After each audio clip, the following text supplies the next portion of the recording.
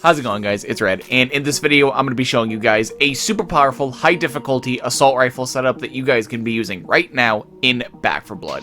But before we get into that, if you're new here to the channel, make sure to leave a like on this video and subscribe for more awesome Back 4 Blood content just like this. Also, make sure to check out the link to my Discord server. It's going to be down in the description below. You guys can use it to find teammates to play Back 4 Blood with. So if you guys are in some dire need of teammates, make sure to come check out the Discord server. And without further ado, I hope you guys enjoy the video.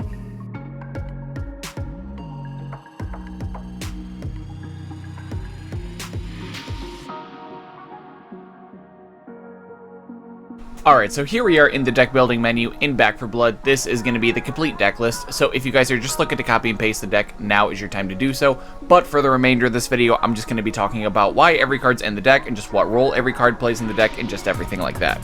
Now, as far as like the game plan or what we're going to be trying to do with this deck, this one's fairly simple just because we're an AR deck. ARs output some of the highest DPS in the entire game, so we are going to be basically on just like kill everything patrol, but we're going to be targeting the special infected specifically. And we have a good portion of our deck specifically targeted to kill the special infected as quick as humanly possible.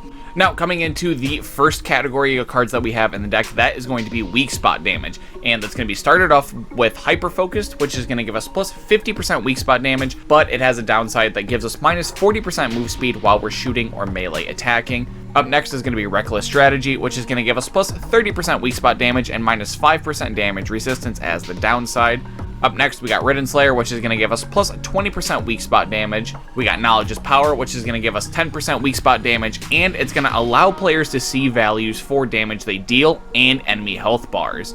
And the last card to round off this category is going to be Front Sight Focus, which is going to give us 20% accuracy, 10% weak spot damage, and 15% aim speed. Now, like I was saying when we were describing, like the game plan of the deck, like we're going to be on special infected duty more than pretty much everyone else, just due to the fact that we can actually initiate like our one-on-ones with the special infected from a distance, and that's something that a lot of the other weapon classes just simply cannot do effectively. Like something outside of like other assault rifles and like a sniper rifle simply cannot do this just as good as an AR can. Like if you're going around rocking melee, shotgun, SMG, pistol, anything like that, like there's no way to reliably, take on the special infected from a distance, and most of these special infected thrive when they get close to you. So I think that's a really big part of why, like, you as the AR guy need to take on the special infected, and that's why I literally have a third of this deck dedicated to just weak spot damage, because you need to be able to hit them from a distance, you need to be able to hit them accurately, and if you do that, they should drop no problem. And I did try to stick a little bit of extra value in the weak spot damage category, outside of just like actual base weak spot damage, and that's why I'm playing Knowledge is Power and Front Sight Focus, because I actually really enjoy the health bars from the special infected that Knowledge is Power gives us, especially like I was saying when you try to take them from kind of like a far distance. I mean, you don't always get confirmation that they're dead, and especially with like the new special infected that came from like Tunnels of Terror, like the Shredder and stuff like that, that don't just immediately drop and they still move around after you killed them. It just makes everything a whole lot less confusing. And Front Sight Focus is just a really good value card, giving us accuracy and aim speed along with our weak spot damage, which is something that the AR deck really likes. AR really likes aim speed, reload speed, and damage. And obviously like bullet buffs. That's everything that like the AR is like. Now, moving on to the next category, it is going to be just our base damage, because, I mean, we're just going to be a DPS deck, so we obviously need to be able to do a lot of base damage along with our weak spot damage. Now, to start this category off, we have Patient Hunter, which is going to say every 0.75 seconds we aim down sights, it increases our bullet damage by 10% up to 3 stacks. Up next, we have Shredder, which is each bullet hit causes the target to take 1% increased damage for 3 seconds, stacking up to 15%. Alright, and up next we got Silver Bullets, which is going to give us plus 10% bullet damage and plus 15% effective bullet range. Next, we have Large Caliber Rounds, which is going to give us 7.5% bullet damage and plus 200% bullet penetration. And to round off this category, we're going to have Line 'em Up, which is going to give us 10% effective bullet range, 15% recoil control, and 25% bullet penetration and aim speed.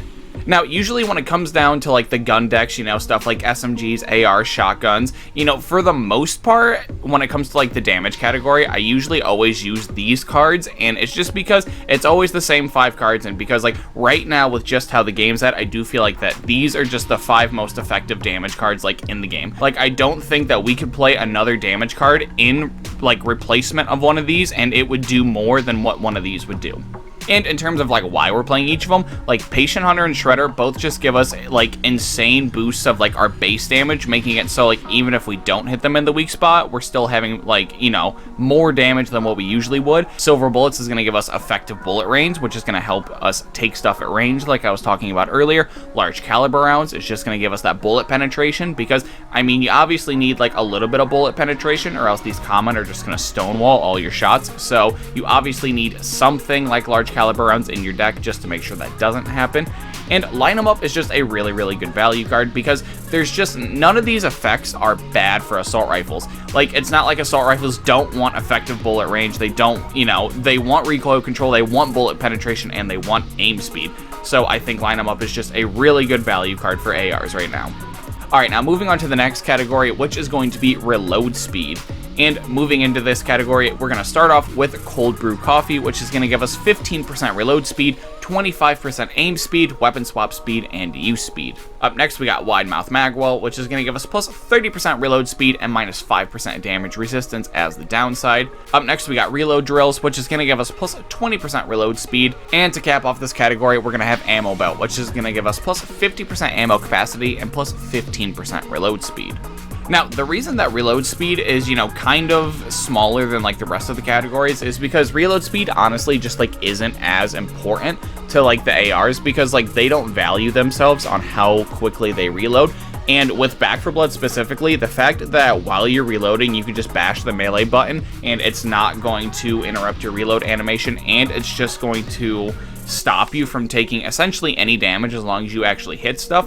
Like, there's just no need to have a super fast reload speed like right now, but I do feel like the base reload speed is still like too slow. Like, I don't think that you should have to sit there and bash your melee for like 3 full seconds just because your AR is super slow to reload. That's why I have some cards in here, but I haven't fully committed to like reload speed and started playing things like Mag Coupler or anything like that. I just tried to throw a bunch of cards that had reload speed on them and then threw like these base reload speed cards in here just because, I mean, they're still necessary for like ARs, but instead of like playing Mag Coupler and trying to like really maximize the whole reload speed thing, I played, you know, Cold Brew Coffee and Ammo Belt, which is just good cards otherwise that just happen to have reload speed tacked onto them.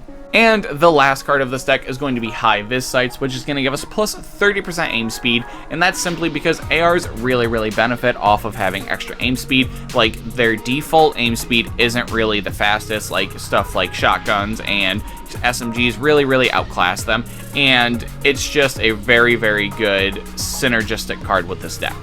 Well, that's going to do it for the video, guys. Make sure to leave a comment down below telling me any deck changes that you guys would make, and as always, if you happen to enjoy the video, make sure to leave a like and subscribe to my channel for more awesome Back 4 Blood content just like this. Also, make sure to check out the link to my Discord server. It's going to be down in the description below. You guys can use it to find teammates to play Back 4 Blood with, so if you guys are in some dire need of teammates, make sure to come check out the Discord server. And until next time, it's been Red, and I'll see you guys in the next video.